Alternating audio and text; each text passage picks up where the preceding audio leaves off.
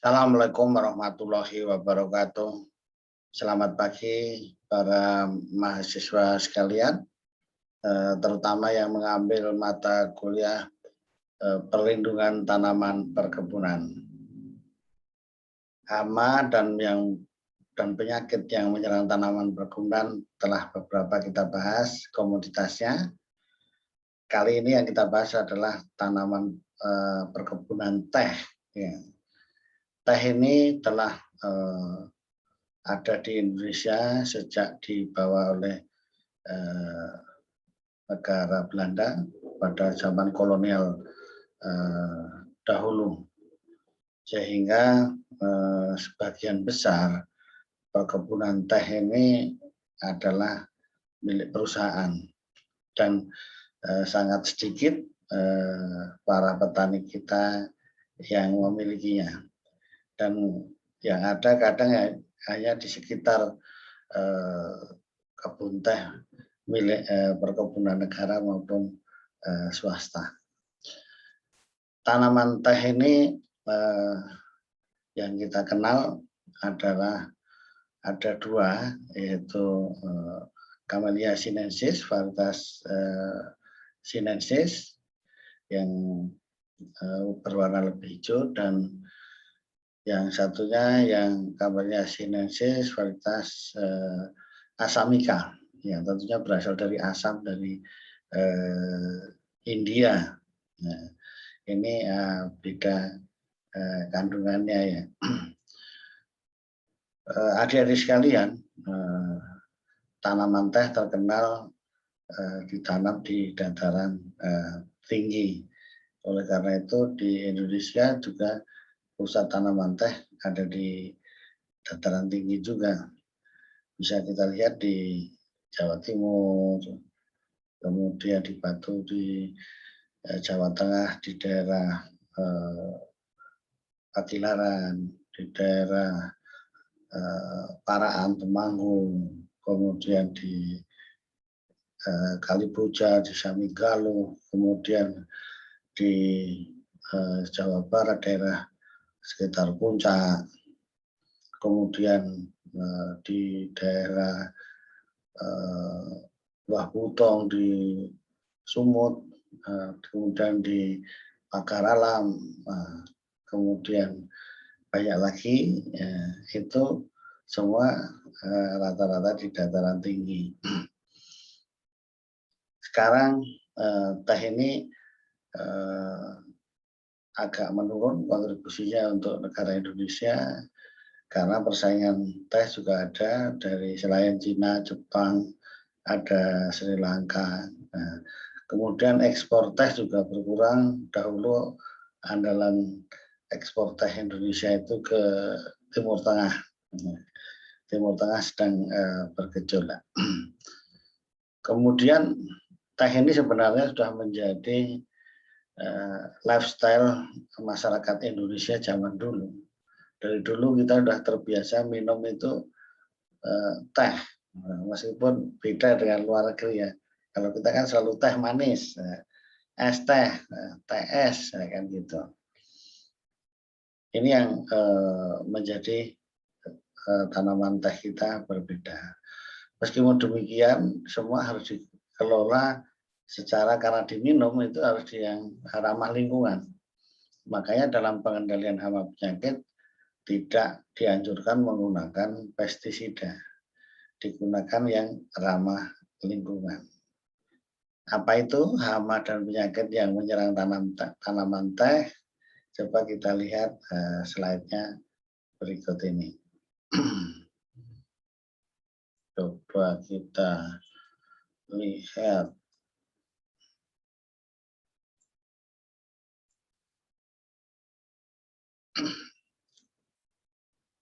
Nah, ini hama dan penyakit tanaman teh, baik yang Camellia sinensis maupun yang Assamica. Nah, ini hamanya ada cukup banyak dan penyakitnya juga cukup banyak, dan itu beberapa digabungkan. Hamanya yaitu kepik pengisap daun teh, ulat penggulung daun, ulat jengkal, ulat penggulung pucuk, ulat api, tungo kuning, tungo jingga, maupun penghisap cairan daun. Sedang penyakit utamanya adalah cacar daun teh, blister blight, busuk daun, mati pucuk, dan penyakit akar yang penyebabnya banyak, dan penyakit jamur lain yang penyebabnya juga banyak. Marilah kita bahas satu persatu. Nah, ini adalah kepik penghisap daun teh, Helopeltis. Nah, ini gejala serangannya adalah menyerang pucuk daun muda, menusuk dan menghisap daun teh sehingga menjadi bercak-bercak berwarna hitam. Lama-kelamaan akan menyebabkan kanker cabang pada ranting. Yaitu pengendaliannya melakukan pemutikan daun petik 7 hari, pemupukan seimbang, sanitasi, dan pemanfaatan musuh alami. Beberapa contohnya adalah laba-laba lompat, belalang sembah, dan yang lainnya. Ini Helopeltis sama yang pertama. Kemudian ulat penggulung daun yang itu atau Homona coiferea, yaitu daunnya nanti menjadi menggulung, larvanya kemudian menetas dan memakan daun teh. Ya, pengendalian dengan musuh alami Macrocetus homonae ataupun Elasmus homonae. Nah, jadi ini hama yang kedua. Berikutnya, ini masih gejala serangannya ya tadi ya. Ini ulat jengkal Iptandra talaka, yaitu daun gejalanya karena ini ulatnya nampak ini yang hitam ini, daun berlubang dan pucuk daun menjadi gundul, tinggal tulang daunnya saja. Nah, pengendaliannya dari Hiposidra talaka ini adalah sanitasi kebun atau pemusnahan ulat dan kepompong dari ulat jengkal. Nah, jadi ini ulat jengkal yang ada di tanaman teh, dan ini kunci adalah pengendaliannya harus yang ramah lingkungan tadi. Ya, secara manual bisa kalau ditemukan bisa dikendalikan dengan cara demikian.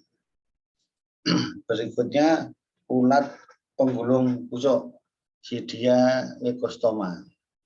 Ya, daunnya menjadi menggulung dan dikendalikan dengan musuh alami Aphantales. Nah, ini gambar di belakang kami sudah terparasit oleh Aphantales. Nah, ini pengendaliannya. Berikutnya adalah ulat api. Ya, ulat api karena gatal itu ulat api sebenarnya kosmopolitan. Itu sudah kita bahas, bisa menyerang kelapa, kelapa sawit. Nah, iya kan ini. Tapi juga bisa ditemukan di tanaman teh. Nah, itu yang bisa menyerang daun muda maupun daun tua. Kemudian terdapat bekas gigitan dari kecoklatan dari ulat api ini. Nah, jadi ada Parasalepida, Setoranithen, jadi yang sering ditemukan di tanaman teh kita. Pengendaliannya gimana? Nah, itu mempertahankan siklusnya. Jadi ya mengumpulkan kepompongnya secara manual, dikendalikan, dan menggunakan virus sebetulnya. Itu bioinsektisidanya menggunakan virus supaya tadi pengendaliannya lebih ramah lingkungan. Berikutnya ini adalah tungo kuning.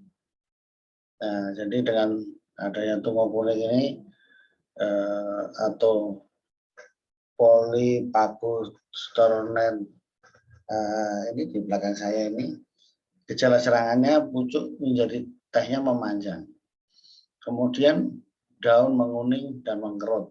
Nah, ini tentunya karena tungo ini pengendaliannya adalah pengendalian dari gulmanya. Kemudian tanamannya kita sehatkan dengan pemupukan berimbang atau menggunakan predator lawannya dari ini adalah Amblesius. Ini mudah-mudahan tungo kuning ini bisa kita kendalikan. Tungo kuning. Berikutnya adalah tungo jingga atau Brevipalpus poinigis. Jadi gejala warnanya jelas tungonya berwarna jingga. Gejala serangannya adalah berupa bercak pada pangkal daun, kemudian serangan lanjutan bercak hingga di ujung daun berwarna kemerahan dan mengering. Pengendaliannya sama seperti tungo kuning juga tadi, adalah pengendalian gulma sekitarnya, pemupukan berimbang pada tanaman tehnya, kemudian menggunakan predator Ambrosius. Nah, ini sama. Nah, untuk yang tungo ini. Kemudian yang terkenal juga penghisap cairan daun atau hama empuasca.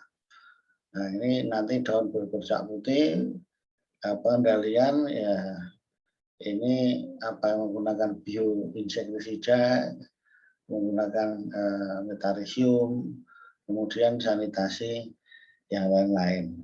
Dengan insektisida ini tidak dianjurkan, karena teh ini kan menjadi yang akan komoditi yang akan dikonsumsi begitu.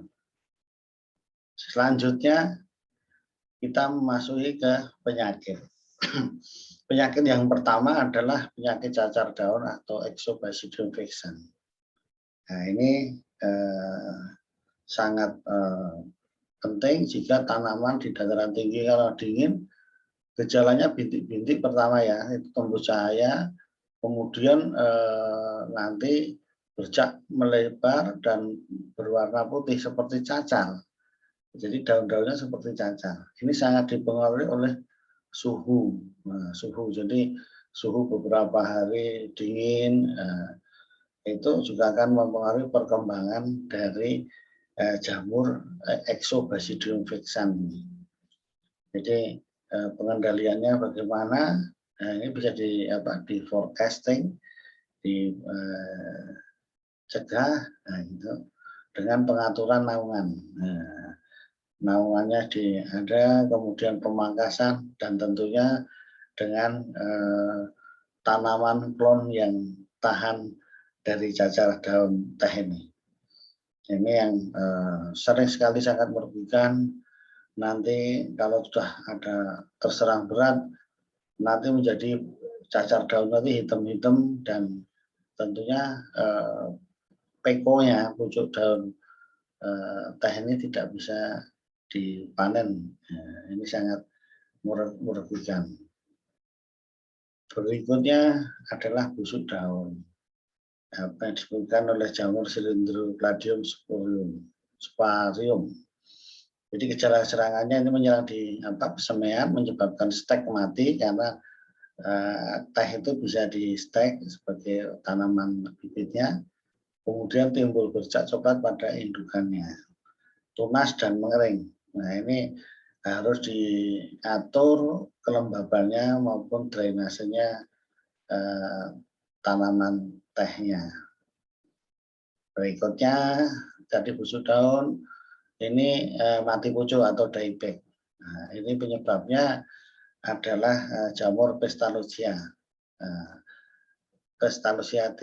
Jadi kalau di kelapa juga ada Pestalosia, di karet ada Pestalotiopsis. Nah, ini di teh juga ada Pestalosia. Jadi daun akan kecil bercak coklat di samping, kemudian pusat coklat menjadi keabu-abuan. Nah, ini tanaman harus disehatkan. Ini merupakan menyerang tanaman yang lemah biasanya karena jamurnya ada jamur tingkat rendah. Nah, kemudian itu dilakukan dengan pemupukan yang berimbang, kemudian membuang bagian yang terinfeksi. Berikutnya penyakit akar menyerang tanaman ini sangat banyak penyebabnya. Ada Ganoderma pseudopherium, penyakit akar merah anggur, kemudian Floria hippolatretia, akar merah bata, ada Rosalina arcuata atau Rosalina gunodes, akar hitam, kemudian Ostolina maxima, penyakit leher akar, kalau ini ascomycetes, ataupun ini juga ascomycetes armillaria fusiformis, kanker belah. Nah, jadi ini semua adalah penyakit akar. Tentunya kalau sudah terserang ini, karena ini merupakan monosiklik, tanamannya nanti menguning, layu, gugur. Ataupun kalau yang kanker tadi, batangnya terbelah, busuk, akhirnya mengering. Pengendalian apa? Nah, pengendalian dengan menggunakan jamur antagonis trichoderma, jadi 200 gram per pohon. Ataupun juga untuk memberikan kekuatan pada jamur antagonis ini diberikan pupuk kandang supaya tanamannya juga sehat dan memberikan trichoderma sumber karbon maupun N-nya supaya lebih powerful lagi. Jadi ini penyakit akar yang ada di tanaman teh yang penyebabnya berbagai macam. Berikutnya adalah penyakit jamur itu sendiri. Nah, jadi jamurnya ada berbagai macam. Ya, ini karena di akar biasanya bisa jadi ada Fomes noxious, ada jamur Ostolina maxima tadi ya, ada jamur akar hitam silaria, tuatensi. Nah, gejalanya sama tadi. Nah, ini pengendaliannya bisa dengan dibongkar secara manual, atau menggunakan fungisida. Nah, tetapi sebelum menular, lebih bagus dengan menggunakan teknik manual, dibongkar gitu. Nah, kemudian yang terakhir ini, terima kasih. Tadi ini semua adalah hama dan penyakit tanaman teh. Mudah-mudahan bisa kita identifikasi hama dan penyakitnya tadi. Jadi kalau hama tadi kebanyakan adalah menyerang daun dan dikendalikan secara alami karena tehnya itu yang daunnya, pekonya yang diambil sehingga dihindari kita pengendalian menggunakan insektisida gitu. Sehingga yang dipilih yang ramah lingkungan. Kemudian tadi penyakitnya yang banyak, ada yang menyerang daun tadi Exobasidium vixan, penyakit cacar daun teh. Tentunya ini karena daun yang diserang, kita juga mengendalikannya memperhatikan yang ramah lingkungan. Kemudian kalau akar dan batangnya juga terserang beberapa jamur kelas Basidiomycetes maupun yang Ascomycetes, tentunya cara-cara pengendalian juga ada. Secara umum bisa dilakukan secara mekanik, dibongkar, ataupun dengan menggunakan fungisida yang sangat terbatas, dan yang paling bagus adalah menggunakan jamur antagonis trichoderma. Demikian rangkuman pengendalian hama dan penyakit tanaman teh. Terima kasih, mudah-mudahan bermanfaat bagi kita semua dan adik-adik bisa mengambil manfaatnya. Terima kasih. Assalamualaikum warahmatullahi wabarakatuh.